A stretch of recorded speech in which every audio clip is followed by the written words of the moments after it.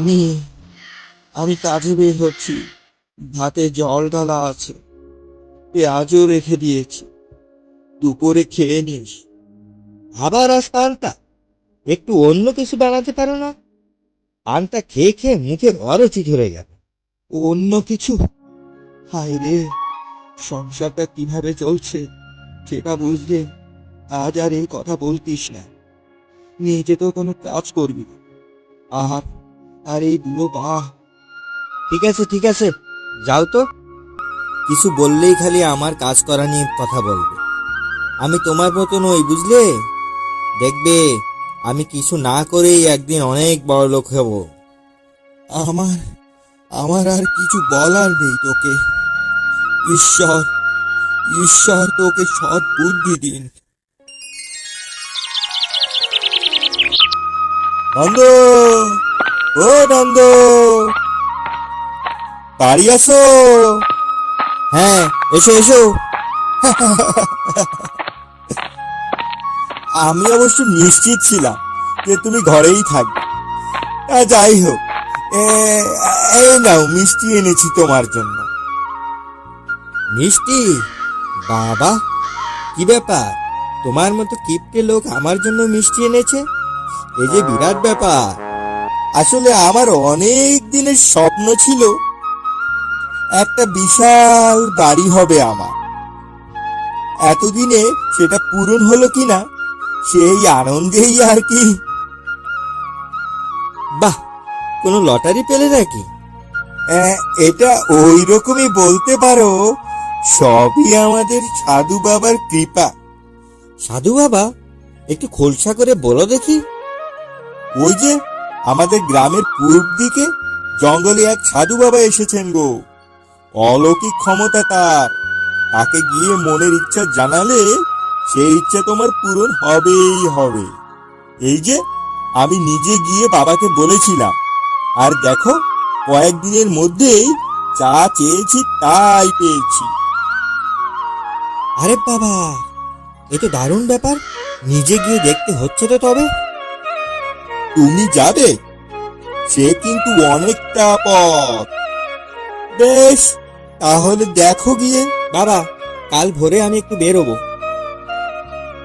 তুই তুই বেরোবি? কোথায় কোথায়?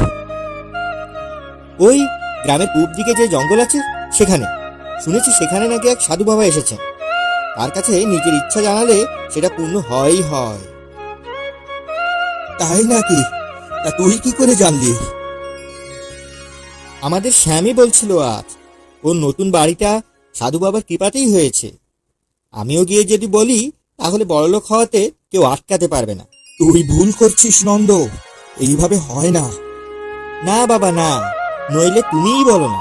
শ্যামের ওই যে মাটির জিনিসের একটা ছোট্ট দোকান রাতারাতি অত বড় বাড়ি এলো কি করে?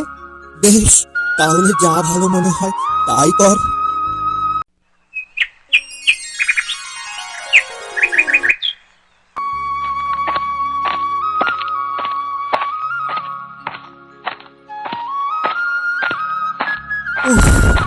বাবা, আর পারছি না।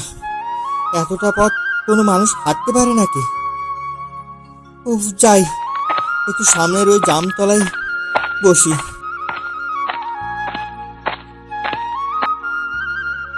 বন্ধু, ও বন্ধু, খুব ক্লান্ত হয়ে গেছো বুঝি?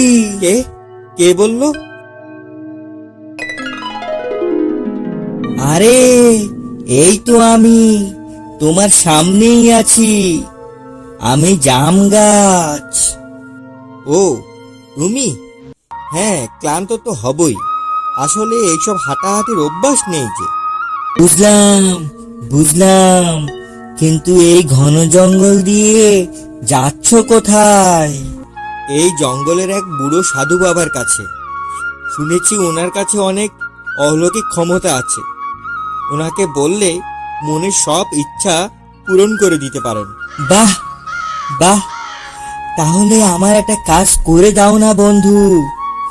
আমারও একটা অনেক দিনের স্বপ্ন আছে যে আমার গাছে অনেক ফল হবে, কিন্তু প্রতি বছর ফল হওয়ার আগেই সব মুকুল ঝরে যায়। তুমি একটু ওই সাধু বাবাকে বলো এটা। আচ্ছা ঠিক আছে, জেনে তোমাকে জানাবো। আরে ওই তো, ওটা একটা পুকুর না? যাই, গিয়ে একটু গলাটা ভিজিয়ে আসি। সে কখন থেকে টেস্টটা পেয়েছে। কান্নার আওয়াজ এখানে। কে কাঁদছে? কে কে এখানে? কে কাঁদছে? এ কি, তুমি কাঁদছো কেন? কে তুমি? কি হয়েছে তোমার? আমি আমি মাছেদের রাজা। আমার আমার খুব খিদে পেয়েছে, কিন্তু কিন্তু আমি কিছুই খেতে পারছি না। কেন? গলার কাছে গলার কাছে কি যে একটা আটকে আছে, সেই কবে থেকে খুব ব্যথা করছে, খুব ব্যথা। কিন্তু কিন্তু তুমি কে? এই জঙ্গলে কি করছো? আমি নন্দলাল। এই বনে এক অলৌকিক ক্ষমতাধারী সাধু বাবা থাকেন। ওনার সাথে দেখা করতে যাচ্ছি। শুনেছি উনি সবার মনোকামনা পূর্ণ করে দেন। তাই নাকি? তা তোমার সাথে যখন ওনার দেখা হবে, তখন আমার দুর্দশার কথাটাও একটু জানিও ওনাকে। আমি এই যন্ত্রণা থেকে মুক্তি পেতে চাই। বেশ, জানাবো। এখন চলি। প্রণাম সাধু বাবা। বল বল, কি চাই তোর? আজ্ঞে বাবা, আমি অনেক অনেক বড়লোক হতে চাই। আপনি এমন কিছু করুন যাতে কোনো কাজ না করেই আমি অনেক বড়লোক হতে পারি। বেশ বেশ বেশ, আর কিছু চাই? না, আমার আর কিছু চাই না। তবে আসার পথে এক জাম গাছ আর মাছের সাথে দেখা হয়েছিল। ওদেরও যদি একটু সমস্যার সমাধান করে দিতে পারতেন। কি সমস্যা? জাম গাছে মুকুল হলেও ফল হওয়ার আগেই সব ঝরে যায়, আর যার কারণে ফল হয় না। আর মাছের গলায় কিছু একটা আটকে আছে, তাই সে কিছু খেতেও পারে না, ব্যথায় কষ্ট পায়। ঠিক আছে, বাড়ি ফেরার পথে তুই মাছকে বলবি ওর গলায় একটা মুক্ত আটকে আছে। ওটা বের করে দিলেই ব্যথা ঠিক হয়ে যাবে। আচ্ছা বেশ।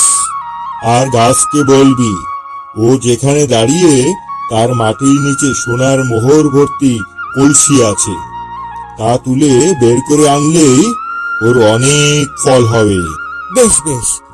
আচ্ছা বাবা, আমার মনোকামনার কি হবে? মাছ আর গাছকে এসব বলে সাহায্য করলে বাড়ি যেতে যেতে তুই এমনি বড়লোক হয়ে যাবি। আপনার জয় হোক। অনেক ধন্যবাদ। আমার প্রণাম নেবেন। আমি এখন আসি। মাছ ভাই, ও মাছ ভাই। হ্যাঁ হ্যাঁ, বলো বলো। সাধু বাবা বলেছেন তোমার গলায় একটা মুক্ত আটকে আছে, ওটাকে বের করে দিলেই আর ব্যথা থাকবে না। তাই নাকি? তুমি একটু এসে বের করে নাও না। না না, আমি এতটা জলে নেমে এত কাজ করতে পারবো না।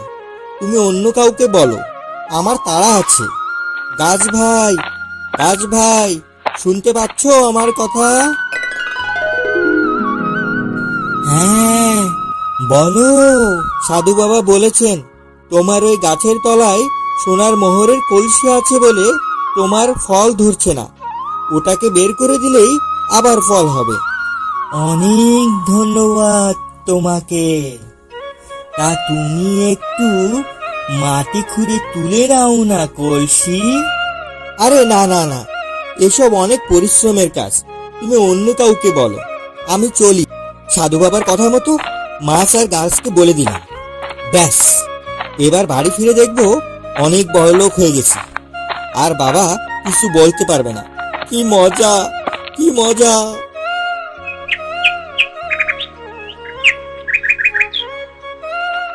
দেখি, কিছুই তো পাল্টায়নি। সাধু বাবা যে বলেছিল ঘরে ঢুকলেই দেখবো এমনি এমনি বড়লোক হয়ে গেছি, কই কিছুই তো হয়নি। কি হলো রে?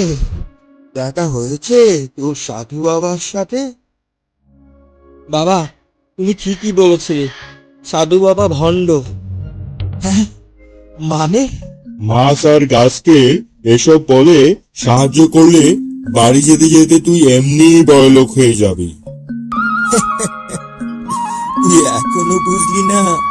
ওকে সাধু বাবা মাছ আর জাম গাছকে সাহায্য করার কথা বলেছিল, কিন্তু তোর কুড়েমি আর অলসতার জন্য তুই শুধু মুখে বলে চলে এলি।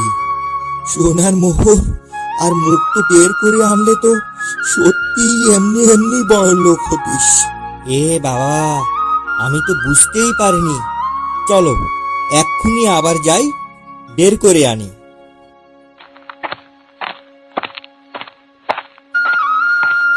এ কি, গাছটা গেল কোথায়? এখানেই তো ছিল। তুই তুই ঠিক চিনেছিস? এইখানেই ছিল? হ্যাঁ বাবা, এখানেই ছিল। ওই তো আর একটু এগুলে পুকুরটা পড়বে। চলো চলো তো দেখি, তোমাকে দেখাচ্ছি। দেখলে, আমি বললাম না? দাঁড়াও। মাছ ভাই, মাছ ভাই, ও মাছ ভাই, ছেড়ে দে, ছেড়ে দে নন্দ, ছেড়ে দে। তুই বৃথা চেষ্টা করছিস, আর পাবি না। সুযোগ কি আর বারবার আসে? কিন্তু বাবা, আর কিচ্ছু হবে না। তোকে এত করে বোঝাই, তবু আজ নিজেই দেখ না, কাজ করবি না বলে কত বড় সুযোগ হারালি। কিছু না করে কিছু পাওয়াই যায় না রে।